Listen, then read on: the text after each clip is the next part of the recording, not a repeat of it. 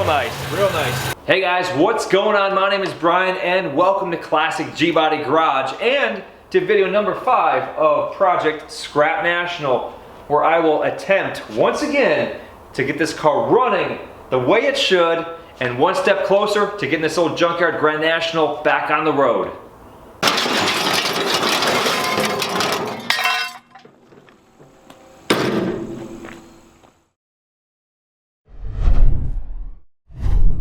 Now, what is Project Scrap National? Well, for those of you who are new to the channel, this here is a 1987 Buick Grand National that was sent to the scrapyard. I know it's really hard to believe that someone would actually junk an 87 Grand National, but hey, it happened, and it happened at Pull Apart Used Auto Parts.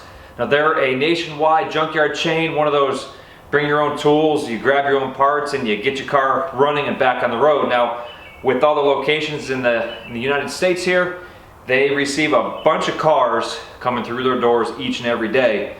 And they received this Grand National in one of their locations, and since I've done work with Pull Apart on past how-to videos, they know that I deal with G-bodies quite a bit. They contacted me, sent me some pictures of what they had, verified that it was in fact a real Grand National, which was truly hard to believe.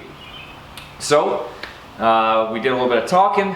They shipped it here to Classic Gbody Garage, and now it's up to me to go through the car, figure out exactly what it needs to get it back on the road. Now, in the first 4 videos prior to this one, I've done a ton of work to this car just to try to get it up and running, and I've pretty much been unsuccessful. So, went through the car, replaced the gas tank, the sending unit, the pump, the lines, the filter, compression test, found out the engine has some internal issues, low compression on cylinder number 5, replaced some vacuum lines that were old and cracked.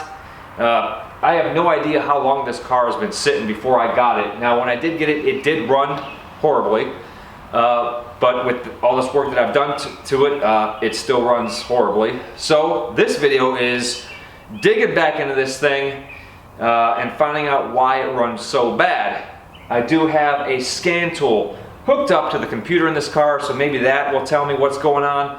And I also have a bunch of parts sitting here on the workbench, fuel injectors, an ECM chip, an adjustable fuel pressure regulator, just to try to, you know, throw some more parts at it and figure out what's going on. So let me grab the camera. I'm gonna fire this car back up. I'll show you exactly how it runs, you know, hesitation, stalling, all that good stuff that's happening with this car, and then I'll start tearing into this thing, throw some parts at it, and see if we can get this car running, maybe even backed out of the garage, and I don't know, we'll see what happens at the end of this video.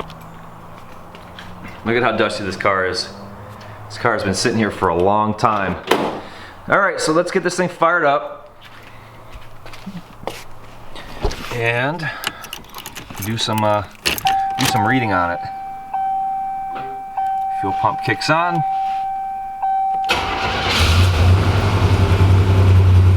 So it fires up pretty quickly. Also, it might stall.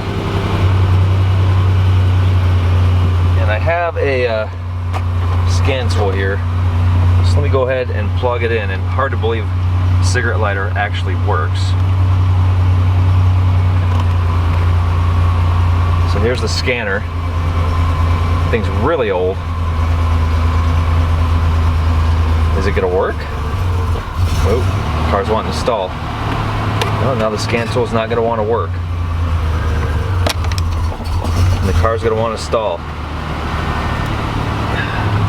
There it goes. Copyright 1993. Last vehicle 1987.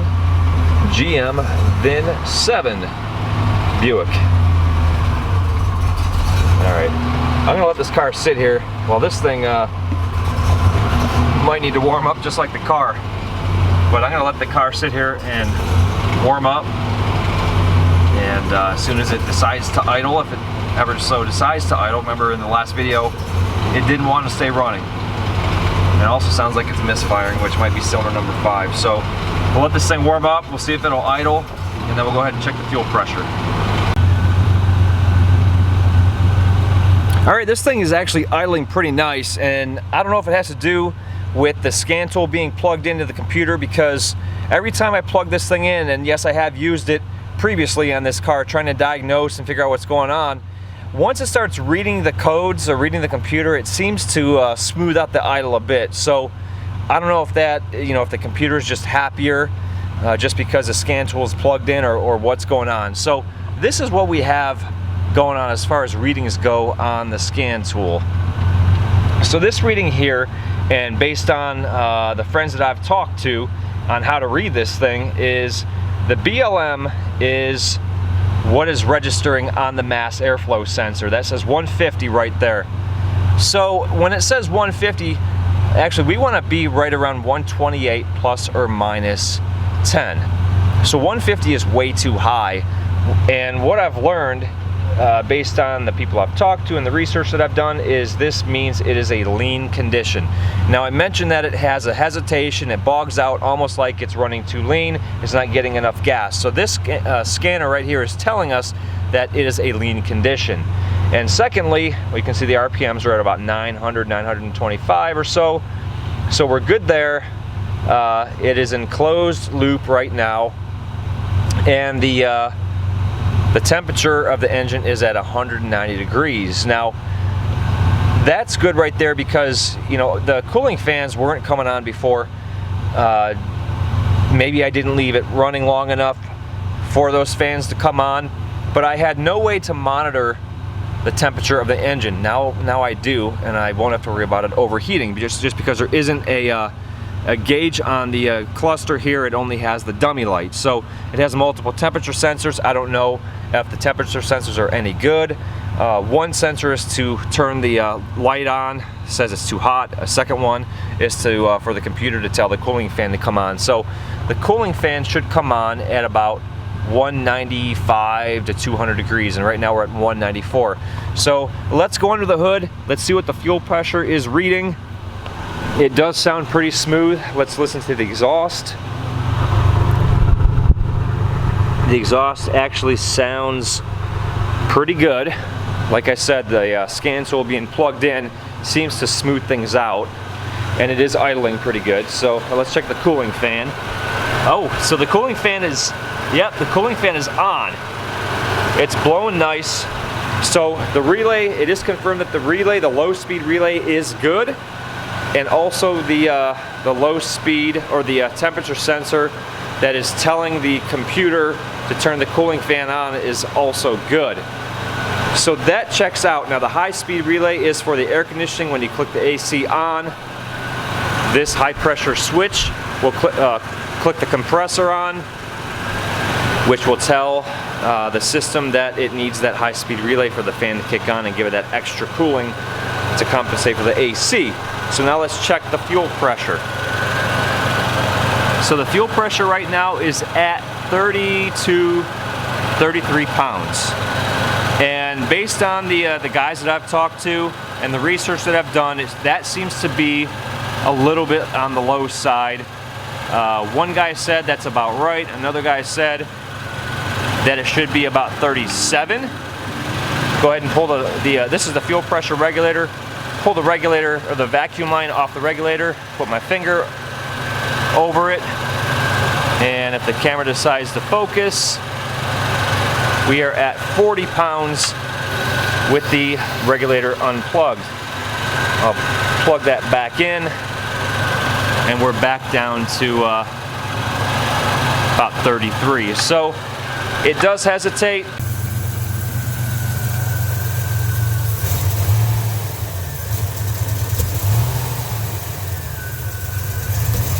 Hesitating off idle, popping through the intake.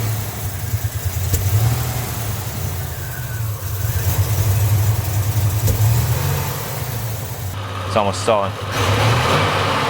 Hesitation. It's not terrible. It's not terrible. It is better, probably because the scan tool is plugged in. There. That's a pretty bad hesitation. Now when you give it a lot of gas, it'll hesitate real bad. AC clutch is making a lot of noise as well. When it hesitates real bad, it wants to backfire through the intake manifold, and that is another sign of a lean condition, that it's not getting enough gas and it's popping back through the intake manifold. So let me shut the car off. Actually, let's cooling fan is still on, so I'll let that cool the engine back down. We'll shut the engine off and I'll show you what I have going on for next steps. All right, now we are definitely making some great headway here on Project Scrap National. You know, that scan tool being hooked up to the system really helped out. Since I've been talking to a lot of people on trying to diagnose this car, they recommended hooking up a scan tool, and of course it's going to make sense on a car that has a computer on it. That'll help read the vitals, make sure it's doing what it's supposed to do, and if there's any issues, it'll also check that out as well. The confusing part is that there's no codes in the system, so we're basically looking at, you know, the mass airflow sensor, BLMs, the temperature, the RPMs, and a couple other odds and ends, which all check out. However, we still have that hesitation off idle. It's popping through the intake, which leads me to believe that it has that lean condition, might have some, you know, restrictions in the fuel line, might have some restrictions in the original fuel injectors. It's hard to say really. Another thing that we also checked off our list is we determined that the cooling fan relays are good, which is a good sign this car is not going to overheat when I'm sitting here testing it, because that cooling fan comes on, so everything is good there. So the next step is, actually, since it does idle a lot better, I want to do a compression check on cylinder number 5 only. I'm not going to run through the whole, all 6 cylinders or all the other 5, because I know that those checked out okay, but cylinder number 5 in the previous videos did have only 50 to 60 pounds. So I'm going to throw the compression gauge back on it and see what that reading is, and hopefully that one came back to life. And one more thing, when I pulled the fuel pressure gauge off the fuel rail, and then you go ahead and you drain the gauge out, because fuel fills up the hose here to register on the gauge. I drained the gas out of it, and it was the same exact color and stench of that old gas that I pulled out of the gas tank after the car's been sitting for 10 years. So there's still some old gas being, you know, getting trapped up in the fuel rail, which leads me to believe that there's some restrictions in there, because it's not circulating through, because there is a feed line, of course, and then a return line. So things are really going on there in the fuel system that I think are really causing this issue. So the next step, let me grab the compression gauge. I'll pull number 5 spark plug out. We'll see what it looks like, and we'll see what compression it has.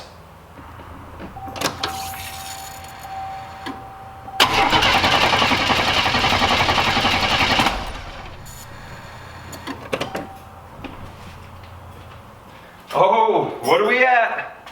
What are we at? Look at that.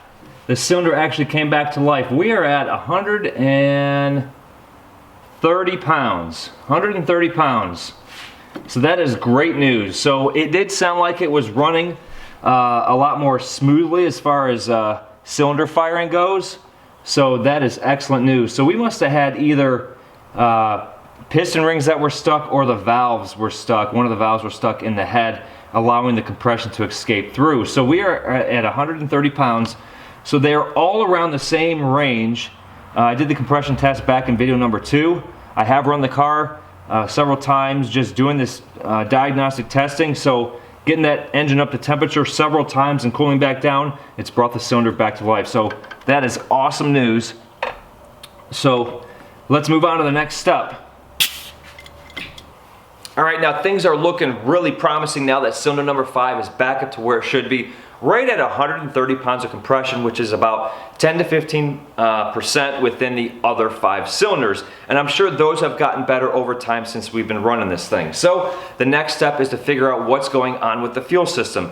We know based on the scan tool that it's running in a lean condition. We also know, just because of the way it's acting, and you know, based on the research I've done and the friends that I've spoke to, everything leans towards the lean mixture. So what I have here is a set of 42-pound injectors that I'm going to put in the car. Now, I bought these injectors from the friend of mine that I bought the high volume fuel pump from, and also those fuel lines that I put in the car. Along with this came an adjustable fuel pressure regulator, which will be handy to adjust to compensate for these 42-pound injectors. And to finish it all off, I have a computer chip for the ECM, which will help dial everything in and make sure these injectors are pumping the way they should. So the next step is to pull this old fuel rail off of here, get it cleaned out, see if there's any restrictions, get rid of that old gas that's in there, and pull these old injectors out and see if we can see anything visually wrong as well with these new injectors stabbed in place, and see if we can get this Grand National running the way it should once and for all. All right, I have this fuel rail almost completely off. It's really been fighting me the entire way. Woo! God, there's one. All right, there's number two. Come on. Wow. There it goes. Ouch. There. Got the last one out. All right, all the injectors are out. That was a huge job. They were stuck in there, I mean, what, 35 years they've been living in here? And they literally were welded in place. So this is what it looks like inside those injector holes. You can see how corroded that is. You know, that's just one hole. You go to one of the other ones. So all of that has to get cleaned off and sanded smooth as carefully as possible.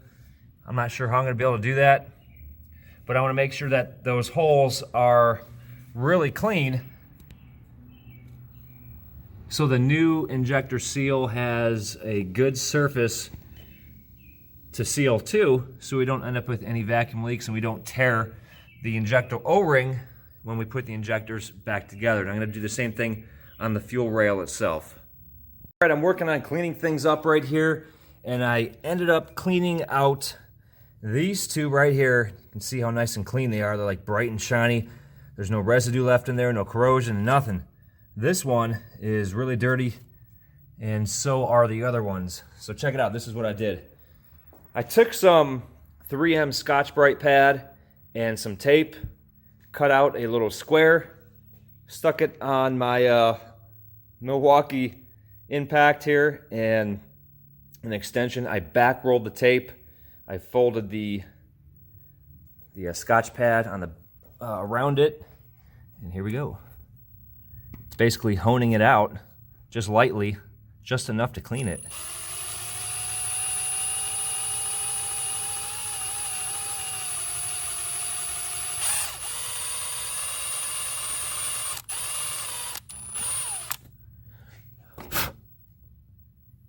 There you go, nice and clean. Need to clean it out a little bit further, but that's what I've been doing. And get them nice and clean, I'll lightly blow them out with air and then do the rest of them. It's working good.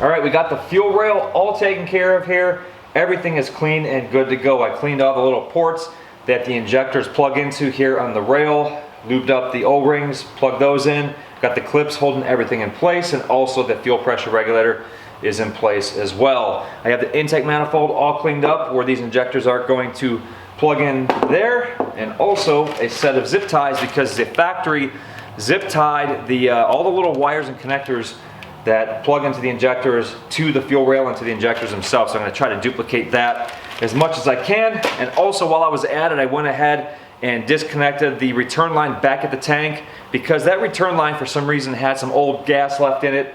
I don't know if the old regulator was restricting flow back to the tank. It's hard to say, but regardless, I disconnected it back at the tank, blew some air through it, got any debris and old fuel out of that, hooked it all back up. I have everything clean and ready to go. So the next step is get this fuel rail back on the car.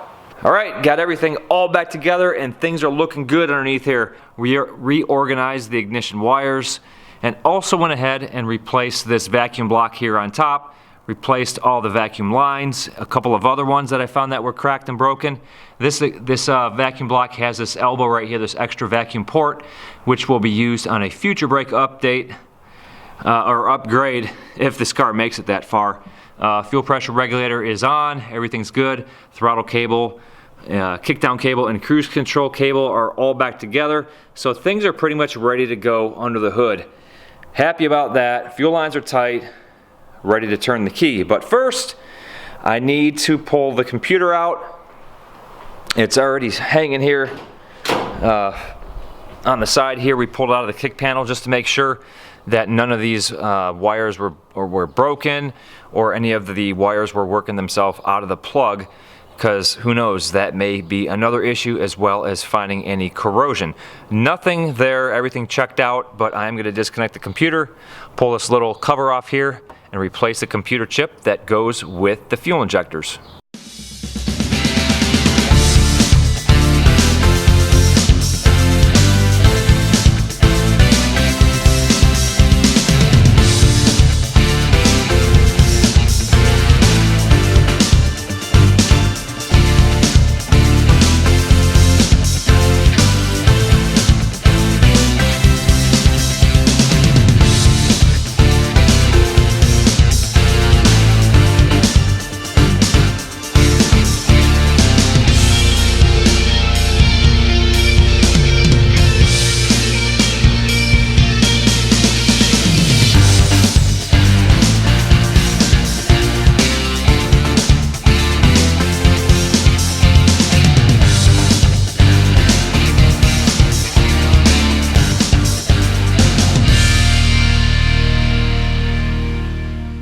So we have upgraded fuel pressure regulator, adjustable fuel pressure regulator, upgraded to 42-pound injectors. We have the computer chip that I swapped out in the ECM that will work with these injectors, or work with the injectors that are in the car. What else we have going on? New O-rings on the fuel rail, blew out the return line, blew out the fuel rail, cleaned all the surfaces that the injector O-rings mate to, hooked up the ignition coil, wires.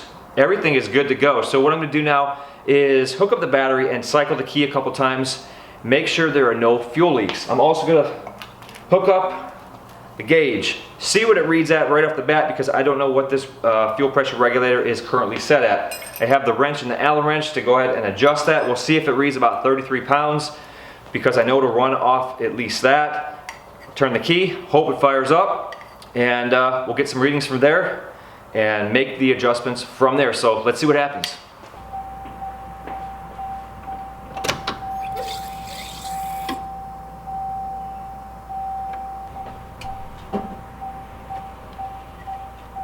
All right, we are up to 28 pounds.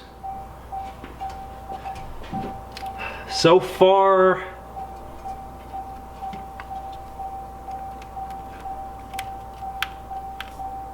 oh, there's a gas leak right there. Not good.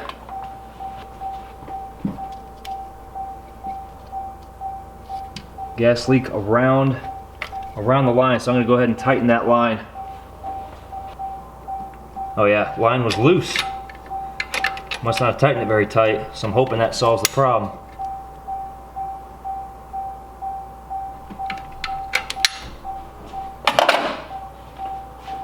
Prime the key again. We'll cycle the key again.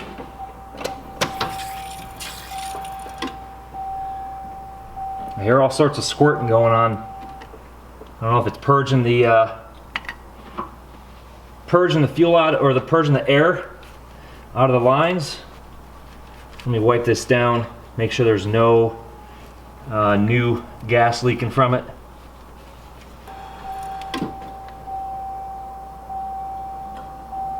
All right, it looks like it was jumping up to about 33 pounds or so. So I'm gonna go ahead and turn the key and see if it'll fire up, and we'll go from there.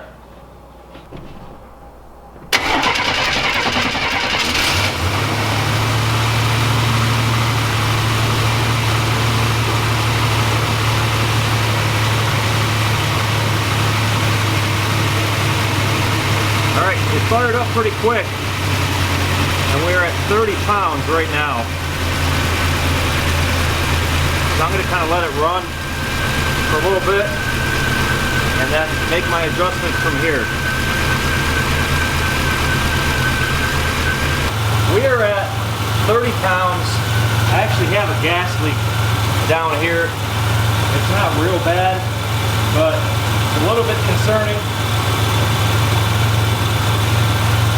So that kind of sucks. I don't know if the regulator is bad or what, but I'm going to adjust this regulator and see where we get what we get from here. I'm going to pull the vacuum line off.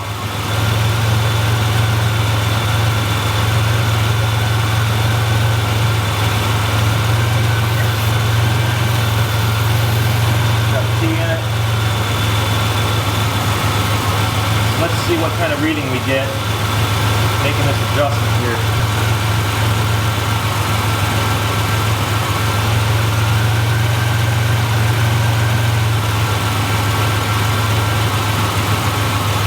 Bringing it up to 43 pounds with the line off. We're at 43 pounds right now with the line off. So let me put the vacuum line back on.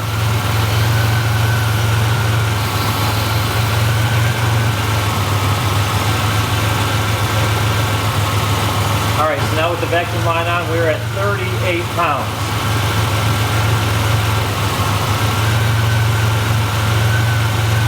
£38. Yeah, this thing's definitely leaking.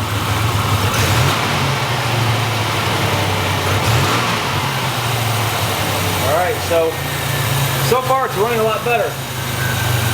Just by touching the throttle a little bit, it has a little bit of a hesitation, but not like it was before.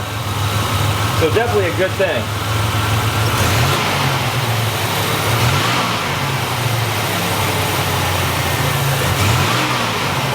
Oh yeah, much better. I don't like how this fuel pressure regulator is leaking a bit, so I'm going to have to figure out what's going on there. It's been off of the car for so many years, and maybe the diaphragm in there is bad or something like that, but I'm going to have to get that figured out, but so far so good.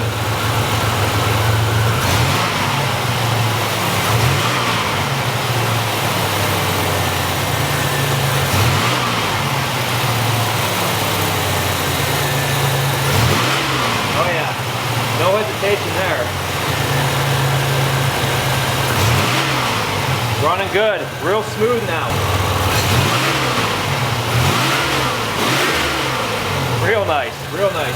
But I'm going to shut this thing off just because the fuel leak is bugging me just a bit. I don't want to start any fires.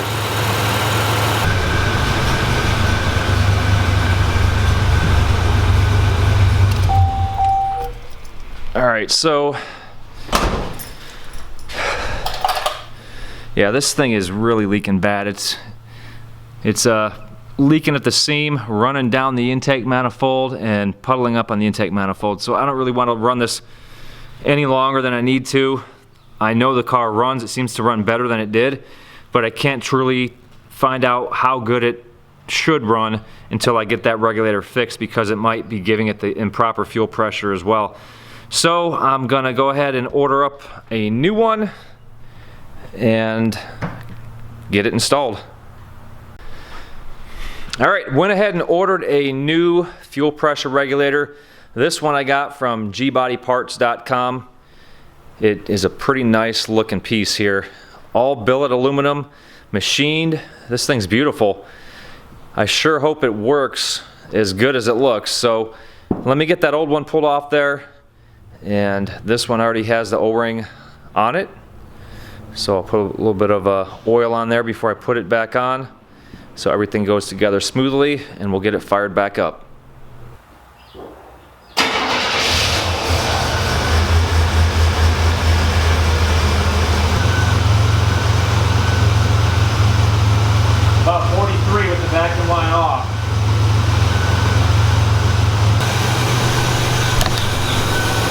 All right, so far so good. I went ahead and adjusted it at, there we go. I went ahead and adjusted that at, adjust the camera. I adjusted the gauge at 43 pounds with the vacuum line off of it, and we're at 37 with it on.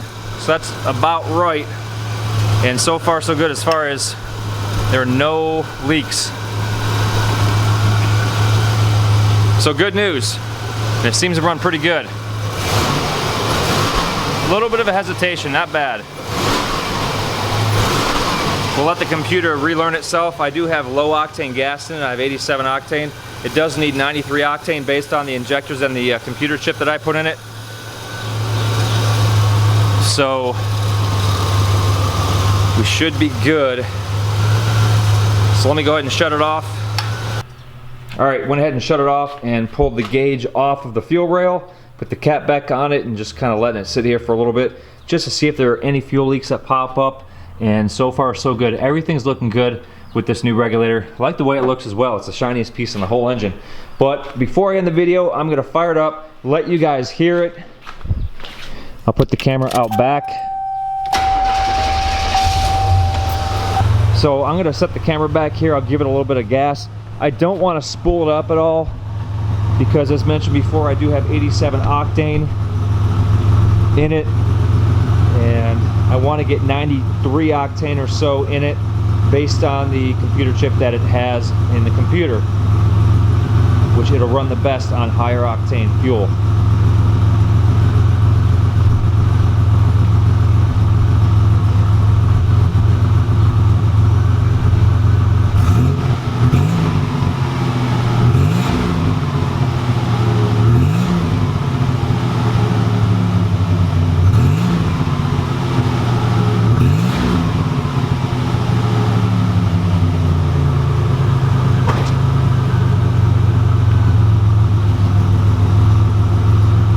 Sounds really good. It still has that slight hesitation, so it's running nice and smooth.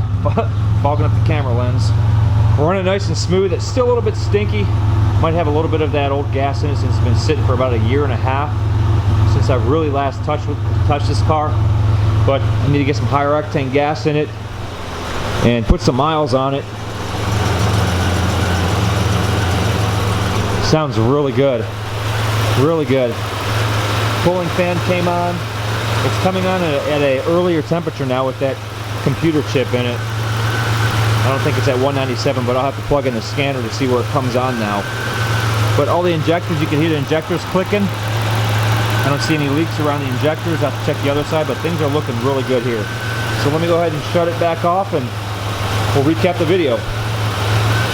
All right, so finally some big progress on Project Scrap National. The car runs awesome, and I can't believe I'm saying that. It seems like every time I end these videos on this car, it ends on a low note, but this one's definitely ending on a high note. So it seems like two things, the fuel injectors and the fuel pressure regulator was probably the two causes of the runnability issues on this car. The stalling, the hesitation, and also the backfiring through the intake manifold. And also cylinder number 5 actually corrected itself, which I'm kind of blown away by that because I thought that maybe the head had a bad intake valve on it, which was causing that backfiring.